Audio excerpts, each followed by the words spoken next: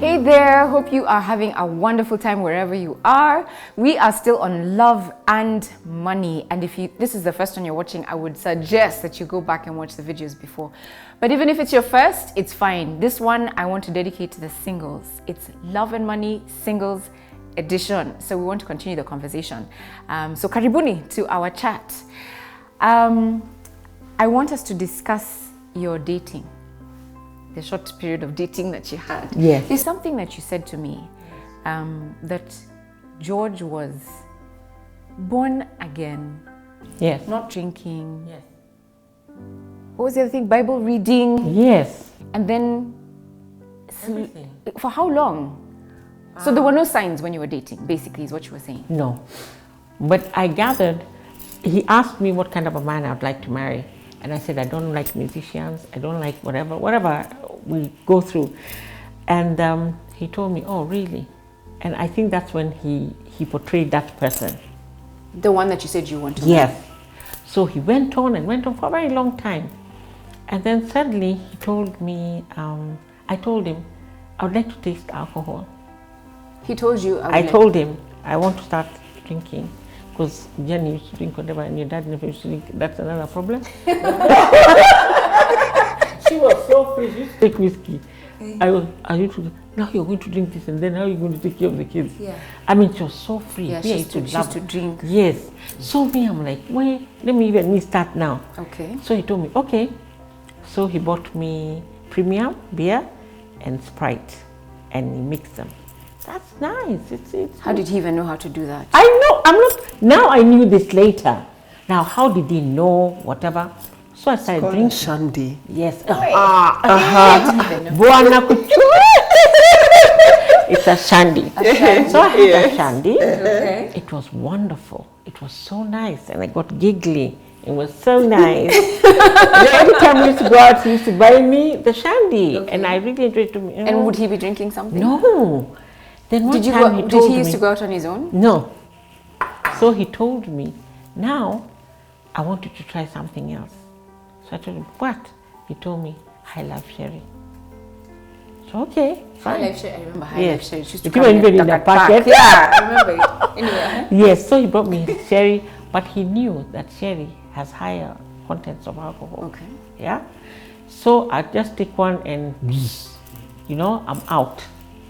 So now he started saying, hey, well, let me taste. So he'd go, oh, but it's okay. I said, no, have. You know?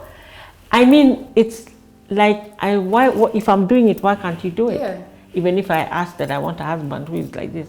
So he said, really? I told him, he goes, it's a bit bitter. I tell him, no, just, now the bells are impressive when he used to be a drunk, but sour. So he started taking sherry. And that was the beginning of things to come. Because now he came out. The person in him came out now. He wouldn't hide. He now became Maybe aggressive. he was genuinely born again, spirit-filled and heaven-bound. You don't think so? No. Or maybe he was before, and then now, or maybe he kind of was before, then backslid, and then he's like, no, this is my opportunity to fix my life. You know? Marry this woman who's so great. In fact, the fact that she gave that list, I'm like, yeah, this is my opportunity to be a good man. Yes. But after he started drinking is when the beating started. Yeah? He never hit me when we were in Kiambu. He started hitting when we were in Ngong. Okay. Yeah? And it came as just pow. And he told me, I'm so sorry. I didn't know. Was he drunk? No. He started telling me to cut his hands. Just cut my hands. I'm so sorry. How would he say that? He takes the knife and gives me to cut his hands. Would he be emotional as he's saying that? Yes, he's hit me. So I'm sorry. He takes the knife. Sounds familiar. The line I know, if these are the hands that have hit you, if these are the hands that have hit you, cut them off. That's like a tagline for abusers. Really? Yes. But I didn't know that George was really an abuser. Well, not that that matters that much, but I think looking at the dating scene, then I would say that you really need to know someone more than just who they are when you've met. Because what I hear Auntie Ali say is that what she discovered is that he was actually abusing alcohol before Yes. they met. And he was a musician. And he was everything. And he was a motorbike guy. Everything I had said. You didn't want a biker? Yes. And he was a biker? Yes. How did you find out that he was a biker? His friend asked him, George, now you don't ride. Oh, so nothing was up on. Then I found a picture of him with a guitar. Oh my gosh. Did you ask him about it? Yes. What did he say? He's holding a guitar. He's just holding a guitar. Okay. Then later on I found out he was in a band. Oh, wow. Yeah. Okay. So everything before was we started aligned. to record, I think you said something, or you were trying to say, before you get married, Yes. or when you're dating, you should not tell. You shouldn't tell the person you've met the kind of guy you're looking for. You're just pitching yourself for failure. Because if you say, I'm looking for a guy that doesn't drink, who's born again, who doesn't bike, and who loves God, or who does not associate with musicians, I mean, he's just going to package himself to suit exactly what it is that you want. As a matter of fact, you have just given him the tools to win you over. I will not take this from a man. I will not take that from a man. You are preparing someone to get into that league that you are actually desiring. And you can actually. When I know what you want, I am actually going out to catch you. So I am going to do a lot of background check about you. I know people who do background check. They will check you out, know what you do, what you like, and who you hang out with. And so when they come to date you, They know all this. So they are going to bling what you want. And before you know it, oh my God, Jenny, this guy drives me crazy. On the second date, it's marriage on the table. Okay, so how long did you date? How long did you date? And what did you do during your date? Months. A few months? Yeah. Like what, then he how said would he you wanted hang to out? marry me. Huh? How would you hang out? Was it your first month? I mean, this was very quick. It was very quick. Huh? So what would you do on a date? So he calls you and says, come, let's meet up. No, we couldn't go far. We couldn't go. We used to go like to bowling alley at Adams. Okay. Yeah, we didn't have many places to go. Yeah. And I couldn't go far. So we go to the bowling alley, we play, whatever. I find that I was Or hanging out at the sister's shop, maybe. Yes. We didn't have, just hang. Or walking. I mean, Did you go to Metropole for the movies? no, he didn't No? go to Metropole. How you missed the movie experience. Yes. We used to go with other guys, but we never went with him. Okay, let me arrest this conversation. I don't details. So anyway,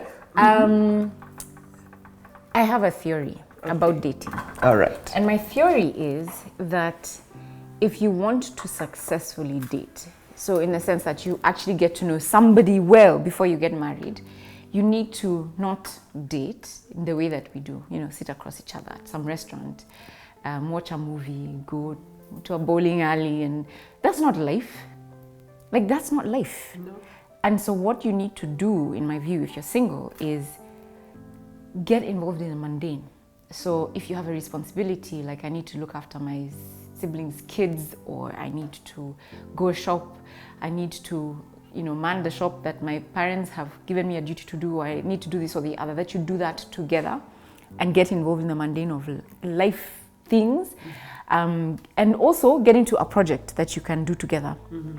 Because that way you'll see how they are when they stress, when there's happy, joyful situation, when things are going well or bad, you can see how they're reacting. Not only that, but getting to know their friends. Who are his friends and who does he hang out with?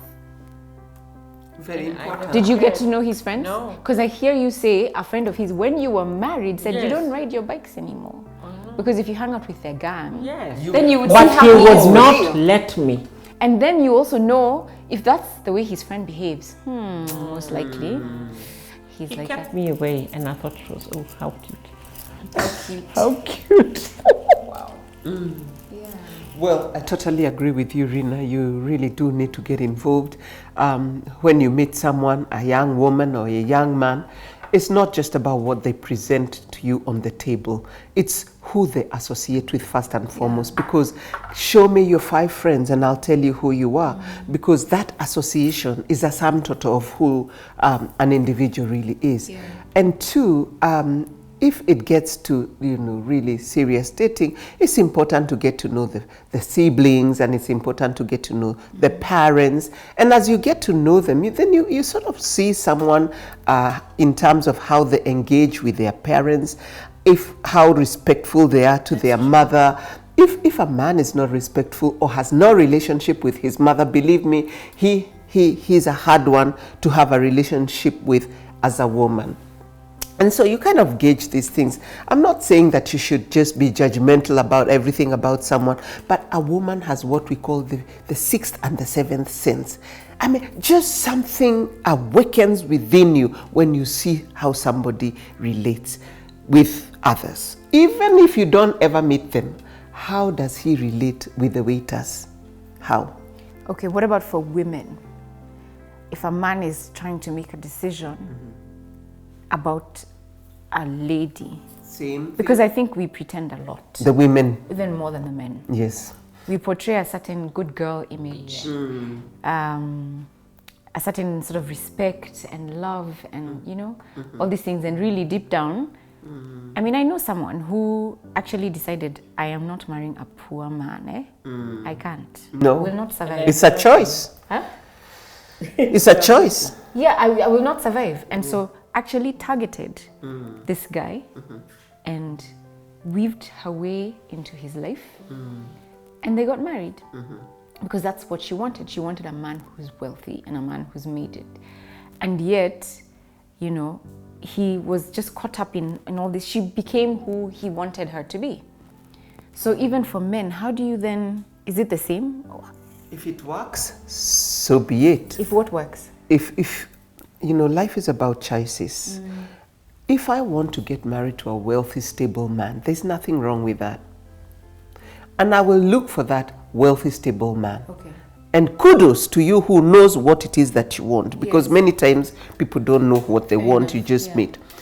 But the question is, the other person now becomes sort of the victim, because this person acts up and learns the trade of this person, learns to speak their language, to act the role. It's about royalty. You know what I'm saying?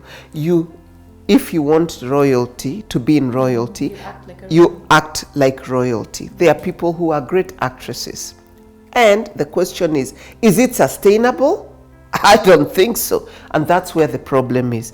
It's good to be authentic. Just be yourself wherever you are. That is sustainable. Be real and be honest about where you're coming from and where you're going.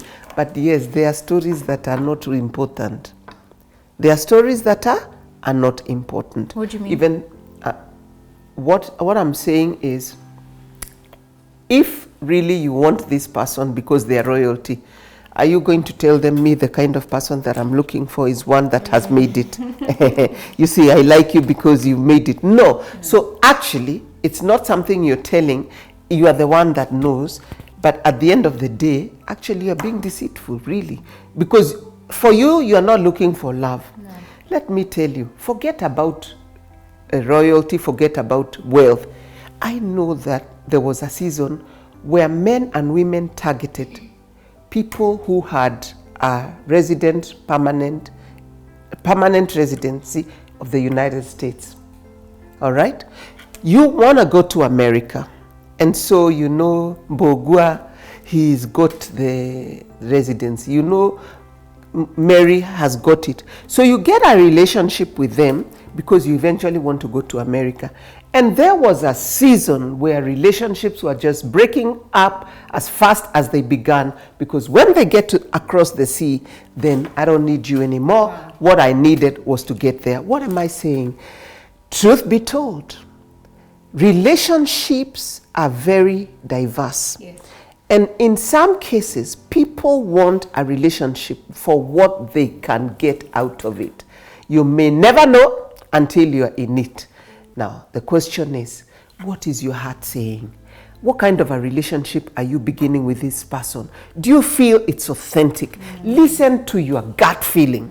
Many times we know our gut feeling is saying one thing, but we don't follow our gut feeling.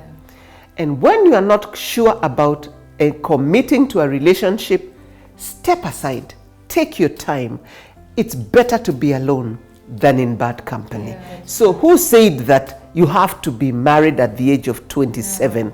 Who said that by 30 your biological clock is ticking?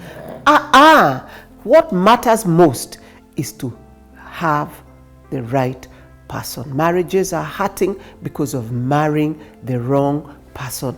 Marriages are hurting because of marrying someone with the wrong motives. It's very important to be clear from the beginning. One of the challenges I am also being confronted with is couples that get married and they have already said, as we don't want children. I love you so much. I don't want an outsider in this relationship. And they consent to it. Some of them put it in writing and say, okay. But the woman says, me, once I get there, I'll just do a whoops. Yeah, and there we are. So when the whoops happens, the marriage is threatened. Yeah. Why? Because you knew from the beginning. Yeah. And sometimes there's a health condition that causes a partner to decide, I am happy to sign up, but please no children. Yes, I've got a gene that I don't wish to pass on.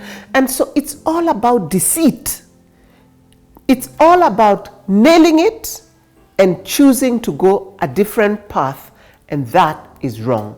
You have to be honest. You are signing up for the rest of your life, and somebody else is signing up for the rest of their life. And I think it's very unfair. I mean, you and I know we've been in a situation where a colleague of ours has signed up for marriage with somebody who has been diagnosed with cancer, and she didn't tell. And she went through the marriage, and they had a beautiful wedding just right here. And after the wedding, they didn't go to their honeymoon. Why? I need to go for a medical checkup because I got a lump on my breast. No disclosure. I mean, you've got to disclose. But I also say this, it's very important to have a medical examination before you say I do. Why? There are too many issues that keep coming up of people that don't disclose even about their reproductive health. And so I would say that yes, we love one another, let's date, but let's not just be clueless about getting consultation where necessary. Have counseling sessions. Beyond that, have a clean bill of health, that it is in order. Have parental consent and get to know the circles of the person that you are dating. Mwah. God bless you. Great summary. Great summary. Wow. Thank you so much. Thank you. It's been awesome. It's been great. I don't know if you have any last thing you'd like to say before we wind up. I would like to say, love, we take it in different ways. And we think being confused, that is love. Love is knowing who you are. Love is loving a person and you argue and you say, that is what love is. It isn't a sailing thing like I thought. It is not. It's pain, it's sorrow, that is love. But I wanted the comfortable way. I wanted the easy way, we kiss and make up. That is not love. I don't think so. I don't think so. I was dependent on him, and that is not good. I don't call that love. And you know, Alice, as you say that, I'm reminded that it's okay to kiss and make up. And they have a term for that, and it's called a fear of conflict. So you don't want a bad situation, and the best thing to do is not to fight about it. And so because you have a fear of conflict, everything is put under the carpet. As you kiss and make up, you don't deal with what is ailing your relationship. As it piles up, it just explodes. You'll never know what really ailed the relationship because there are so many things. There are so many. Unresolved conflicts that keep coming one after another. And so if you see someone saying, I'm done, it's over, done. They're done. And what they're done, they can't put a finger on it. No. They are just suffocated. What's suffocating them? Unresolved issues. Yeah. So even as you get into the relationship, just get into a habit of working things through. Yes. The last thing I've just remembered that we had talked about earlier was when you first get into the relationship, especially if you're the kind of person that doesn't want to, we fight differently. Some of us put our head in the sand. Yeah. Others are gorillas and want to fight. Yeah. Others run. Others, go into the shell. So we're different in the way that we confront issues in our lives. But if you get into a relationship and you see something that you don't like, say it the first time it happens. Yes. Because if it's 5 years down the line and then it's been happening and then you're like, no, even the other partner is like, but this is how it's been happening. So I think that's very key as well. I think what as you're saying this, I'm reminded about setting boundaries. In a relationship, it's very important to set boundaries, to be known and to know how far is too far. And so even like with the first slap and the second slap and the third knock and your jaw is dislocated, did you involve anyone? No. Because this is, shh, don't tell anyone. I'm so sorry, please. I'm so sorry. And it comes to an end. But when you involve a third person, I can promise you that that blow ain't coming easy, because the minute the hand lifts up, they remember that this is going to be dealt with by your father, your mother, your pastor, your friend. It's going to blow over. And so when you protect an abuser, you are actually welcoming more and more abuse. Unfortunately, nobody goes to school to learn these things. You just find yourself in this situation. You love your husband, you want to protect him, you want to save him from the embarrassment. At the end of the day, it doesn't help because he continues becoming an abuser and loses control, and the whole family suffers. I want to say this. I think the greatest sufferers are not the victims. The greatest sufferers are the third victim, who are the children in the relationship. They listen into the keyhole, they watch around in that nail by mouth, they hear the blows, they hear the screams, and they just close themselves in their bed and in their blanket. And it has and that has the potential of affecting them not only in their youth, but even in their later years. And they pass on trust issues to their partners. So what do I say? Anyone who goes through abuse or whose children have experienced abuse need therapy without any doubt. But they never know, because I had told Auntie Alice that I need her to go to have therapy.